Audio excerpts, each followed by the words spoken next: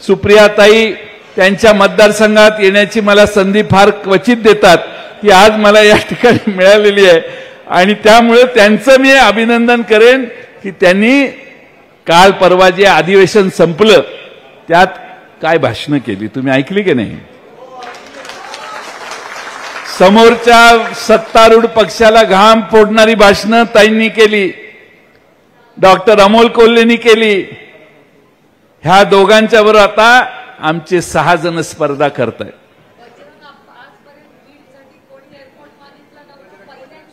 बजरंग बाप्पाने विमानतळ मागितला बीडला आणि बजरंग बाप्पा म्हणतो साहेब डिसेंबर जानेवारी पर्यंत मी रेल्वे पोहोचवतोच बीडला.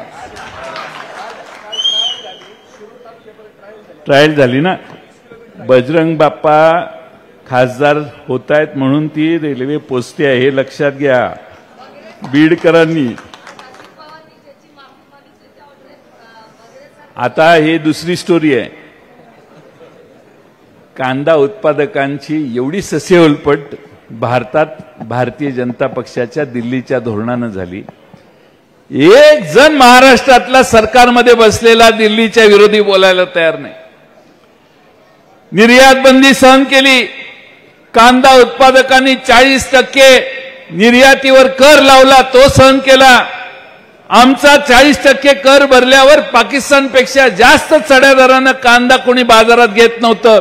पाकिस्तानचा कांदा विकण्यासाठी ही मदत झाली. 40% आपल्यावर बसवायचा आणि पाकिस्तानच्या कांदा उत्पादकाचा स्वस्त कांदा जगभर विकत द्यायचा, ही व्यवस्था देखील आम्ही न कळत केली. हे देखील केंद्र सरकारचं पाप आहे. आणि म्हणून भगरे सर नावाचे आमचे खासदार तिथं निवडून आले. साधा माणूस, काका चव्हाणांच्या पेक्षा साधा, म्हणजे एकदम साधा, म्हणजे अतिशय साधा. शिक्षक, राष्ट्रवादीचा तालुका अध्यक्ष, लोकांनी डोक्यावर घेतला आणि खासदार केला. खासदार केल्यावर दिल्लीला त्या ठिकाणी जाऊन तिथं आज भगरे सर या सगळ्या प्रश्नांच्या विषयी बोलतात. आदिवासी समाजाचे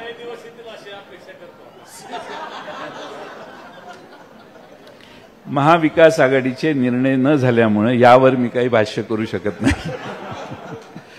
पण भगरे सरांना दिल्लीला पाठवलं. आज दिल्लीमध्ये भगरे सर काम करतायत, पण राज्याचे एक मंत्री महोदय नाशिकला गेले आणि नाशिकला कांदा उत्पादकांची माफी मागितली. सगळा कांदा संपला, लोकांनी विकून टाकला. नंतर काय उपयोग आहे बोलून? नेतृत्व कसं असलं पाहिजे? ज्यावेळी बोलायचं त्यावेळी आपला ठोका टाकला पाहिजे. ज्यावेळी प्रयत्न करायला पाहिजेत त्यावेळी प्रयत्न झाले पाहिजेत. आणि त्यामुळं खानदेशमध्ये असो, नगर जिल्ह्यात असो, पुणे जिल्ह्यात असो, कांदा उत्पादकांच्या बद्दल आमचे कोल्हे साहेब, भगरे साहेब सगळे प्रयत्न करतायत. महाराष्ट्रातल्या कांदा उत्पादकांना